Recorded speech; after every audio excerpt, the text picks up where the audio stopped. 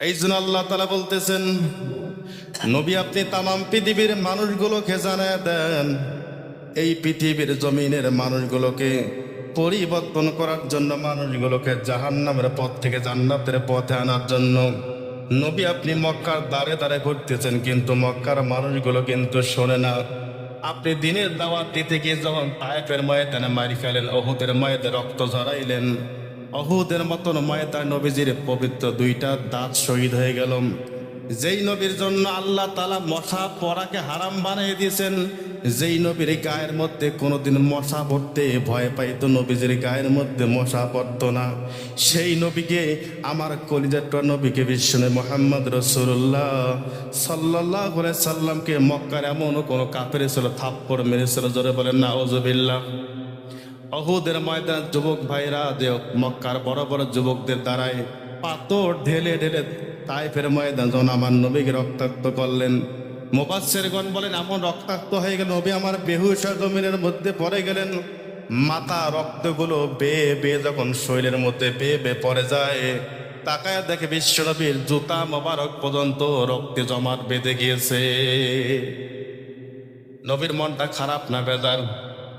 আল্লাহ জিবরিলকে পাঠায় দিয়ে বলছেন, জিবরিল আমার দোস্ত একটু জানায় দেন, এই কষ্টের মধ্যে যদি তিনি দোয়া করেন, আল্লাহ এই তায়েফের পাহাড়টুকু চাপা দিয়ে এই তায়েফবাসীকে ধ্বংস করে দেন, আল্লাহ মুহূর্তের মধ্যে করে দেবেন। আমার নবী যে হুশ ফিরে আসার পর যে জিবরিলকে ডাক দিয়ে বলতেন, জিবরিল আল্লাহ যদি তায়েফবাসীকে একবারে ধ্বংস করে দেয়, নষ্ট করে দেয়, ভস্ম করে দেয়, আমি নবী কার কাছে আমার ইসলামটা প্রচার করব? অতএব দরকার নেই যে তায়েফবাসী আমাকে না বোঝার কারণে একদিন মেরে ফেলছে, এমনকি আঘাত করেছে, রক্তাক্ত করেছে, এমন একটা দিন চলে আসবে যেদিন তায়েফ থেকে কালেমার পতাকা পথ পথ করে উঠবে, জোরে বলেন সুবহানাল্লাহ। নবীর আগে দোয়া করলে কিন্তু সব কিছু ধ্বংস হয়ে যায়, তো এই জন্য নবীর মনটা খারাপ হয়ে যায় মাঝে মাঝে। দিনের দাওয়াত দেওয়ার পর যেন ঘরের মধ্যে ফিরে আসে, ঘরের মধ্যে যদি বিবাহ করে থাকেন, প্রথম সুখটা হয়েছে নিজের বিবির কাছে, বলেন ঠিক কিনা? ঘরের মধ্যে তো আপনি অশান্তি ভোগ করেন, ঘরের বিপিটা যদি খারাপ হয়, লক্ষ কোটি কোটি টাকা আপনি ইনকাম করবেন, আপনার ঘরের মধ্যে কখনো শান্তি আসবে না। আর মাত্র দিন শেষে 500 টাকা হাজিরা কাজ করবেন, ঘরের মধ্যে আপনার বিবিটার চরিত্রবান, আপনার কথায় কথায় শুনে দাম দেয়। এই দুনিয়ার জীবনে সব চাইতে সুখী পুরুষ হয়েছে, সেটা ধরে বলেন সুবহানাল্লাহ। নবী দিনের দাওয়াত দিয়েছে, হযরতে খাদিজা রাদিয়াল্লাহু তাআলা নবীজির প্রথম স্ত্রী, তাকে সান্ত্বনা দেয় আর বলে, আপনি হতাশ হবেন না, আল্লাহ আপনাকে একদিন বিজয় দান করবেন। কিন্তু সান্ত্বনা দিয়ে একদিন হযরতে আবু বকর সিদ্দিক রাদিয়াল্লাহু তাআলা আনহুর, হযরতে খাদিজা রাদিয়াল্লাহু তাআলা আনহু দুনিয়াতে ইন্তেকাল করলেন। চাচা আবু তালেব কাছে আসছেন, আবু তালেব মারা গেলেন। দাদা আব্দুল মুত্তালিব সেও তো মারা গেল। নবীজির বাবা তো জন্মের আগেই মারা গেল। 4জন মানুষ যখন চলে গেল, নবীর মনটা খারাপ না ভালো? নবীর মন যেখানে খারাপ সেখানে ভালো করে দেয় কে? আল্লাহ জিবরিলকে জানায় দিয়ে বলতেন, জিবরিল আর দেরি করো না, আমি আল্লাহ নবীর মনটা খারাপ দেখতে চাই না, যাও আমার নবীকে সুসংবাদ জানায় দাও, আমার বাড়িতে বেড়ার জন্য তাকে দাওয়াত দিয়ে দাও, জোরে বলেন সুবহানাল্লাহ। এই জন্য আল্লাহ বলতেছেন, সুবহানাল্লাযী আসরা বিআবদিহি লাইলাম মিনাল মাসজিদিল হারামি ইলাল মাসজিদিল আকসা। নবী আপনি আপনার উম্মতদেরকে ভালো করে জানা দেন, পবিত্র মহিমা তো সেই সত্তার জন্য তিনি তার বান্দাকে এক রাত্রিতে, কয় রাত্রিতে?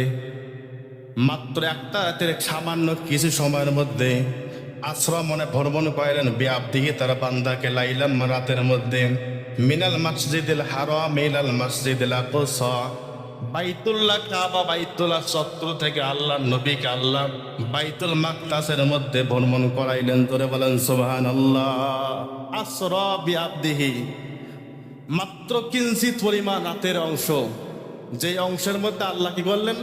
বাইতুল্লাহ কাবা, হেরেম শরীফ, যেখানে হাজিগণ চতুর্দিকে তাওয়াফ করার বলে, লাব্বাইক আল্লাহুম্মা লাব্বাইক, লাব্বাইক লা শারিকা লাকা লাব্বাইক। আল্লাহ আমরা দুনিয়া এক প্রান্ত থেকে হাজির হয়ে গেছে, গুনার কথা মাথায় নিয়ে আসছি, লক্ষ টাকা খরচ করে আপনার কাবা হাতিমে চলে আসলাম, কাবা বাইতুল্লাহ চলে আসলাম, তাওয়াফ করতেছি, একটাই আমাদের জীবনের গুনাহ খাতাগুলো মাফ করে দেন।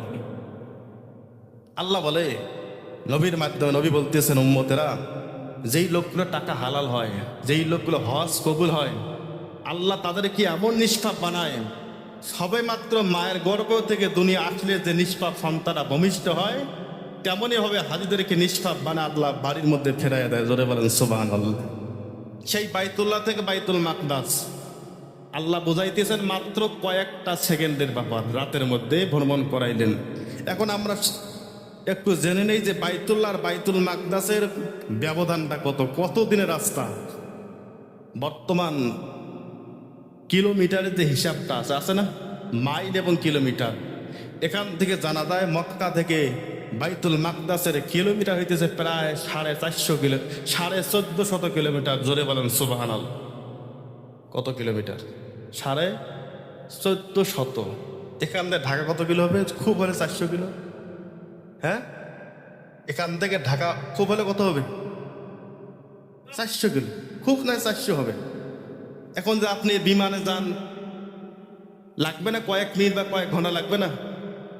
আর এখান থেকে 1450 কিলোমিটার আল্লাহ বোঝাই দিয়েছেন। এত দূর রাস্তাটা আল্লাহ রাতের কিছু অংশ, কেমন নবী আমার মেরাজের রজনীতে যখন উম্মে হানির ঘর থেকে বাইর হলেন, ইশার পর উজু করছে যে পানি দিয়ে এখনো গড়তেছে, নবী আমার বাইতুল্লাহতে বাইতুল মাকদাস আসলেন, সেখান থেকে 7 আসমান পাড়ি দিয়ে আল্লাহর বাড়িতে বেড়াইলেন। আল্লাহর বাড়িতে বেড়াইতে সময় লেগেছে 27 বছর। দুনিয়া এসে থেকে পানি এখনো গড়তেছেন। জোরে বলেন সুবহানাল্লাহ। অবিশ্বাস হয়? অবিশ্বাস করলেই ইমান থাকবে না। এখন বিশ্বাস কেমনে হবে? তারও বাস্তব নমুনা আছে, শুনতেন তো ইনশাআল্লাহ। নবী আমার বাইতুল্লাহ থেকে বাইতুল মাকদাস চলে গেলেন। বাইতুল মাকদাসে এসে নামাজ পড়লেন 2 রাকাত। নামাজ পড়ার পর আল্লাহ নবীকে বোরাক দিলেন। কি দিলেন? বোরাক এনে দিলেন। আর বলতেছেন, জিবরিল বলতেছেন, ইয়া রাসূলুল্লাহ, এই বোরাকের মধ্যে ওঠেন, আপনাকে আল্লাহর বাড়িতে বেড়াইতে নিয়ে যাওয়া হবে। কোথায় নিয়ে যাবেন? আর 7 আসমান পাড়ি দিয়ে। একটা আসমানের দূরত্ব প্রায় 500 বছর রাস্তা। কত বছর? আবার জমিনটা যে আছে পর্দাটা, এটা 500 বছর রাস্তা। আবার মাথার মধ্যবর্তী জায়গাটা 500 বছর রাস্তা। একবার কয়টা আসমান পাড়ি দেওয়া লাগবে? 7 আসমান, 7 জমিন। নবী বোরাকে ওঠে না, মনটা খারাপ। মনটা কি হয়ে গেল? খারাপ। জিবরিল বলতেছেন, ইয়া রাসূলুল্লাহ, আপনার মন খারাপ। আপনার তো মন খুশি হওয়া দরকার, কারণ আপনাকে দাওয়াত দিয়েছে কে? আল্লাহর বাড়িতে বেড়াইতে গেলে মনটা তো খারাপ করা দরকার না? বলতেছেন, জিবরিল, মনটা খারাপ হবে না কেন? আমি আল্লাহর বাড়িতে বেড়ানোর পর এই যে সুন্দর বোরাকে উঠবো, আমাকে নিয়ে যাবে, এই কথাগুলো যখন আমার উম্মতদেরকে বলবো, আমার উম্মতকে আফসোস করবে না। নবী, আপনি একাই বোরাকে সরে আল্লাহর বাড়িতে গেলেন, আমাদের কথাকে চিন্তা করলেন না? জিবরিল বলতেছেন, ইয়া রাসূলুল্লাহ, যেই সারপ্রাইজটা 1,24,000 মতান্তরে 2,24,000 পয়গম্বরকে আল্লাহ দিছে, কি দেয় নাই? আপনাকে আল্লাহ স্পেশাল গেস্ট হিসেবে আল্লাহর বাড়িতে নিয়ে যাইতেছেন। আপনি এই মুহূর্তে যে বায়না ধরছেন, আমার তো মনে হয় আল্লাহ পূরণ করবে না। নবী মাথা তোলে না। আল্লাহ তাআলা বলতেছেন, জিবরিল, আমার হাবিবকে কষ্ট দিবে না, আমার হাবিবকে একটা সুসংবাদ জানায় দাও। আল্লাহ রাব্বুল আলামিন বলেছেন, ইয়াউমা নাহশুরুল মুত্তাকিনা ইলার রহমানি ওয়াফদা। নবীকে একটু জানায় দেন, নবী, আপনার যদি কোনো মুত্তাকি উম্মত হয়ে থাকে, এই উম্মতদেরকে আপনি সুসংবাদটা জানায় দেন, মারা দেওয়ার পর আল্লাহ জান্নাতে নেবেন। জান্নাতে নেওয়ার জন্য সুন্দর একটা বোরাক আল্লাহ সেট করে দিবেন। করে বলেন সুবহানাল্লাহ। নবী যেখানে নবীর মনটা খারাপ হয়ে যায়, ভালো করে দেয় কে? শুধু আল্লাহর কাছে নবী চাইছে, আল্লাহ সব দিয়েছেন, কিন্তু দেওয়ার রাস্তা কিন্তু বন্ধ হয় না। আল্লাহর নবী বলেছেন, কিয়ামতের আগ পর্যন্ত আমার উম্মত যদি কোনো সমস্যায় পড়ে থাকে, নামাজের মাধ্যমে দাঁড়ায় 2টা হাত করে দোয়া করবে, আল্লাহ সমস্যা পূরণ করতে কখনো সময় নেবে না। ধরে বলেন সুবহানাল্লাহ। বোরাক পাশ হয়ে গেল কাদের জন্য? যারা ইমানদার মুত্তাকি হবে। মুত্তাকি বান্দার জন্য আল্লাহ তাআলা নবীর মাধ্যমে বোরাকটা কি করে দিল? পাশ করলো। প্রথম আসমান চলে গেল, দ্বিতীয় আসমান, তৃতীয় আসমান, সব আসমান পাড়ি দিতেছে। আসলে আসমানে আসমানে ঘটনাগুলো বলার মূল লক্ষ্য না, এখানে যে আল্লাহ মেরাজে নিয়ে গেলেন, কি দিলেন, কি শিক্ষা আমরা পাইলাম, এটাই জানা দরকার। কিন্তু বাস্তবে আমরা সব হিস্ট্রি জানি কি জানি না, আমরা ইতিহাস সব জানি। মেরাজের মধ্যে 7টা আসমান, 7জন নবীকে আল্লাহ দেখাইছেন, অনেক নিদর্শন। বি আয়াতিনা, আল্লাহ বলতেছেন বারাকনা হাওলাহু লিনুরিয়াহু মিন আয়াতিনা। বরকতময় রজনীতে আল্লাহ তার হাবিবকে অনেক নিদর্শন দেখাইলেন, অনেক নিদর্শন, যেইগুলোতে আপনি ব্যাখ্যা করতে চান, কথা বলতে চান, ঘন্টা নয়, দিনের পর দিন, বছরের পর বছর যাবে, এই মেরাজের কাহিনী কেউ শেষ করতে পারবে? কারণ মেরাজের কাহিনীর যে ঘটছিল কত বছর ধরে, 27 বছর। দুনিয়ার জমিনে যেহেতু উজুর পানি এখনো ঘটতেছে, তার মানে কয়েকটা মিনিট না, কিন্তু আল্লাহর বাড়িতে থাকছিলেন 27 বছরে। আচ্ছা বলেন তো, 27 বছরের কাহিনী কি শেষ করা সম্ভব? সম্ভব? এখন আল্লাহর বাড়িতে যাবেন, অনেক আসমানে অনেক নবীদের সঙ্গে সাক্ষাৎ হলো। যেমন ইব্রাহিম আলাইহিস সালামের সঙ্গে সাক্ষাৎ হলে যে দোয়াটা কথা বললেন, বৃক্ষরা, জান্নাতি বৃক্ষ, সেই মেরাজের রজনীতে আল্লাহর হাবিবকে বলে দিয়েছিলেন। সেই মেরাজের রজনীতে তৃতীয় আসমানে হজরতে বিশ্বনবী মুহাম্মদ রাসূলুল্লাহ সাল্লাল্লাহু আলাইহি সাল্লাম একজন আতরের সাহাবী হজরতে বেলাল। কি নাম? হজরতে বেলাল কালো কুশ্রী একজন মানুষ, যার তুলনা হয় না আর কালো, এমন মানুষ বাংলাদেশে নেই। আফ্রিকার মধ্যে তাকায় দেখবেন কালো মানুষ আছে না, মুখের ফেসও নাই, শরীরের গঠনও নাই, দেখবেন আল্লাহ যে কি বানাইছে। তারপর আল্লাহ বলতেছেন লাকাদ খলাকনাল ইনসানা ফি আহসানি তাকওয়িম। আল্লাহ বলে আমি মানুষকে সুঠাম সুন্দর করে তৈরি করেছি। জোরে বলেন সুবহানাল্লাহ। যদিও আমাদের চক্ষু দৃষ্টিতে খারাপ একটু লাগতেছে, চেহারা একটা অসৌন্দর্য, আল্লাহ বলে এই লোকটাকে বানাইতে আমি আল্লাহ কত মহব্বত করে বানাইছি, এই বান্দাটাকে বানাই থেকে আমি আল্লাহ কত মেহনত করেছি। আমি চাই এত সুন্দর মহব্বতের বান্দা যেন জাহান্নামে না জ্বলে। যখন জাহান্নামে হয়ে যায়, আল্লাহ বলে ইন্নাল ইনসানা লিরাব্বিহি লাকানুদ। এই মানুষগুলো বড়ই নিবুখ হারামি করে আসছে। আমি এত মহব্বত করে বানায় দুনিয়া বানাইলাম একটু গোলামি দাসত্ব করার জন্য, কিন্তু এগুলো মানুষের গোলামি করতে করতে আল্লাহর গোলামি করার সময় পাইল না। এখন এবার যদি বলে যে আপনি নামাজ পড়েন না কেন, বলতে সময় নাই। কি নাই? আমার তো সময় নেই। জহর পড়েন না কে, কাজের মধ্যে থেকে, আসর পড়েন না কে, বাজার করি, মাগরিব পড়েন কে, চায়ের দোকানের সময় এসে, ঈশা পড়েন না কে, ঠান্ডা ঈশা সহজু করে, ফজর ঘুমে ঈশা উঠিয়ে দেখিস 9টা বেশ। আল্লাহ বলে এত মহব্বত করে বানাইলাম, ফেরেশতাদেরকে চ্যালেঞ্জ করে বানাইলাম। ফেরেশতা বারবার বলছে আল্লাহ মানুষ বানানোর দরকার নাই, এগুলো দুনিয়ায় যাবে, রক্তপাত ঘটাইবে, মারামারি দাঙ্গা ছড়াইবে, আপনি মানুষ বানানোর দরকার না। আল্লাহ বলে ইন্নী আলামু মালা তাহলে আমি যা জানি তোমরা তা জানো না, আমি প্রতিনিধি বানাইবো, এটা আমার চূড়ান্ত সিদ্ধান্ত। এই মানুষগুলো একদিন কি হবে, সবাই আমার সামনে দিয়ে জান্নাতে প্রবেশ করবে। জোরে বলেন সুবহানাল্লাহ। আচ্ছা, এত সুন্দর চেহারা আল্লাহ দিলেন, এত সুন্দর মানুষ বানাইলেন, আল্লাহ ইচ্ছা করতে গরু ছাল বানাইতে পারতেন না? ভেড়া দুম্বা উট বকরি বানাইতে পারতেন কি পারতেন না? আল্লাহ ইচ্ছা করলে খ্রিস্টানদের ঘরে পাঠাইতে পারতেন কি পারতেন না? হিন্দুর ঘরে পাঠাইতে পারতেন কি পারতেন না? আল্লাহ মহব্বত করে মুসলমানের ঘরে আনলেন। আল্লাহ বলে মুসলমানের ঘরে মহব্বত করে বানাইলাম, এমন কার্যকলাপ শুরু করলে তুমি তো খ্রিস্টানদের চাইতো খারাপ, বেধর্মীদের চাইতো খারাপ। এমন মুসলমান সমাজ আছে কি নেই? বেধর্মীর নামাজ নেই, আমারও নামাজ নেই, পার্থক্য আছে? আছে। আল্লাহ মেহনতকে দুইটা দাঁড়িয়ে আমাদেরকে দিল, মনে কষ্ট নেবেন না। আল্লাহ মহব্বত করিয়ে চারটে দাঁড়িয়ে আমাদেরকে দান করলেন, এগুলো আমরা ক্লিন শেপ দিই, দেখি দিই না? আল্লাহ বলে মেয়েদেরকে দিলাম না খারাপ দেখায় বিরায়, ছেলেদেরকে দিলাম মুখের সৌন্দর্য বাড়ি বেড়া, তাও কেটে ফেললে। আমি আল্লাহ মন খারাপ করলাম। তারপর দেখি তুমি শেষ জীবনে মাপ চাও কি চাও না? কারণ কুলি ইবাদিয়াল্লাহ দিয়াসরাফুল্লাহ তাকনা তুমি রহমাতিল্লাহ। আল্লাহ বলে আমার তওবার দরজা 24টা ঘন্টার জন্য খোলা।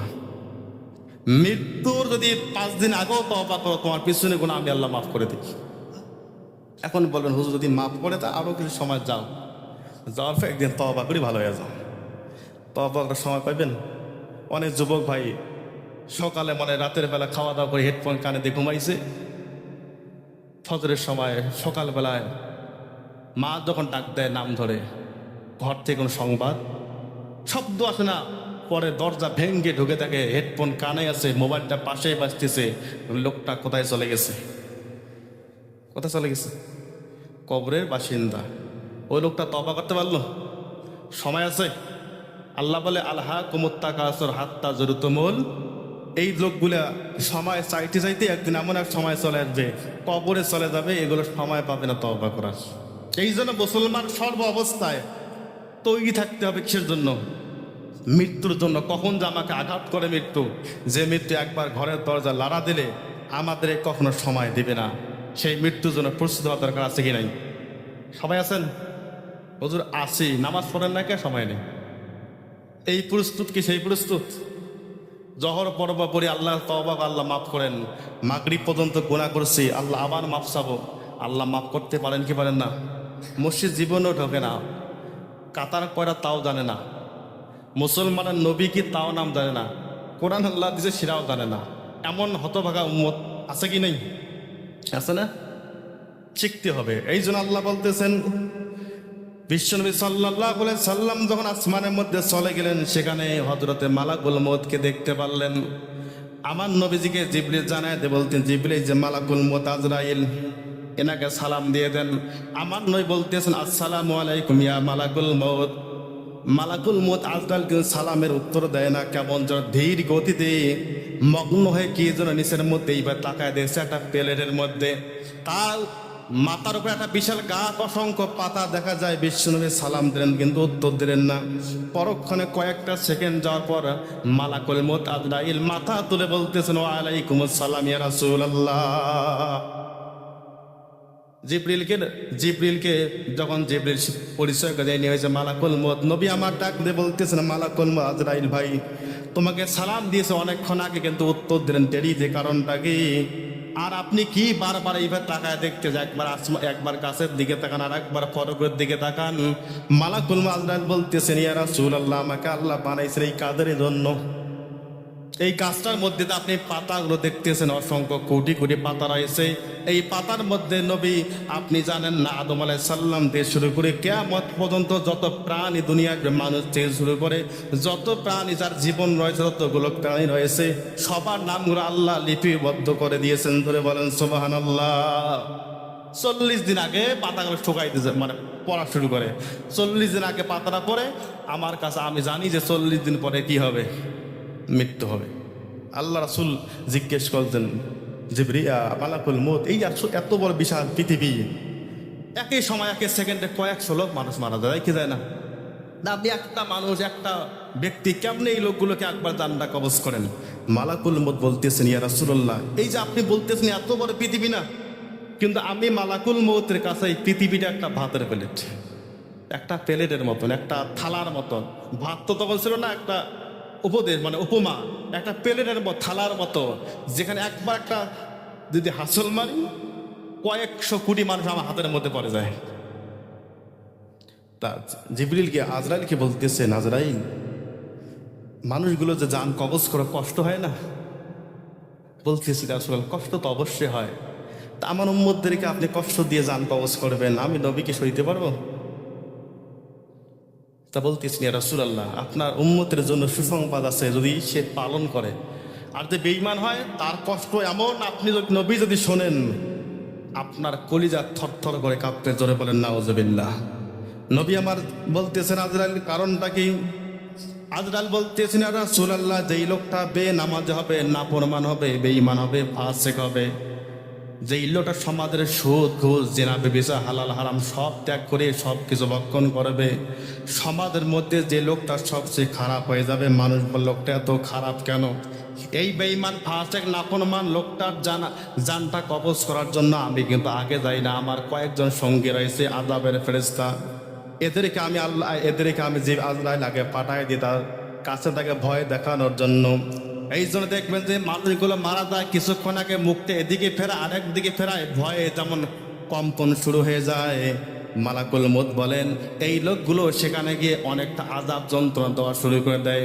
এই আযাবের ভয়ে রুহুটা ছটপট করে এদিকে আসতে চায়, আরেক দিকে আসতে চায়, হাতের আঙ্গুল বরাবর আসে, পায়ের নখ বরাবর যায়, কিন্তু জানটা কবজ হয় না। আমি মালাকুল মউত এখান থেকে আসমান, সাত আসমান থেকে হাতটা বাড়ায় দেই, আমার হাতের লম্বা এত বিস্তৃত আসমান থেকে হাতটা বাড়ায় দেই, জমিনের মধ্যে চলে যায়। আমি ওই ব্যক্তির জানটা এমন ভাবে কবজ করি নবী, তামাম পৃথিবীর সমুদ্রে পানিগুলো ঢেলেও দিলে তার কোনো দিন পিপাসা মিটবে না। ধরে বলেন আল্লাহু আকবার। এই কষ্ট আজ নবী মানুষদেরকে জান কবজ নবী আমার চক্ষু বেয়ে বেয়ে কান্না করতেছেন, বলতে আজরাইল আমার উম্মতদের কষ্ট দিবেন না, বলতেছে নবী আপনার উম্মতদের সুসংবাদ জানায় দেন। ইয়া আইয়াতুহান নাফসুল মুতমাইন্না ইরজিই ইলা রাব্বিকি রাদিয়াতাম মারদিয়া আদখুলি ফি ইবাদি আদখুলি জান্নাতি। নবী আপনার ইমানদার যে উম্মতগুলো হবে, মুত্তাকি যে বান্দাগুলো হবে, নফসে মুতমাইন্না যে লোকগুলো হবে, গুনাহ করবে তৎক্ষণাৎ তওবা করে আবার মাফ চেয়ে নেবে আল্লাহর কাছে, এই লোকগুলো জানটা কবজ করার জন্য যখন আমি আমার একটা বাহিনীকে পাঠাবো, যেই বাহিনীর মধ্যে জান্নাতের খুশবুওয়ালা কিছু ফুল থাকবে তার শিওরের মধ্যে দিবে, ঘেরান টানতে টানতে মায়ের কোলের মধ্যে যেমন দুধের বাচ্চা দুধ খাইতে খেতে ঘুম পাড়ায়, কখন মা বলতে পারে না, নবী আপনার উম্মতদেরকে জানায় দেন সেই সমস্ত ব্যক্তির আমি যখন জানটা কবজ করব, কখন জানটা বাইর হবে সে কখনো কল্পনা করে বলতে পারবে না। জোরে বলেন সুবহানাল্লাহ। এমন উম্মত হইতে চাই কি চাই না?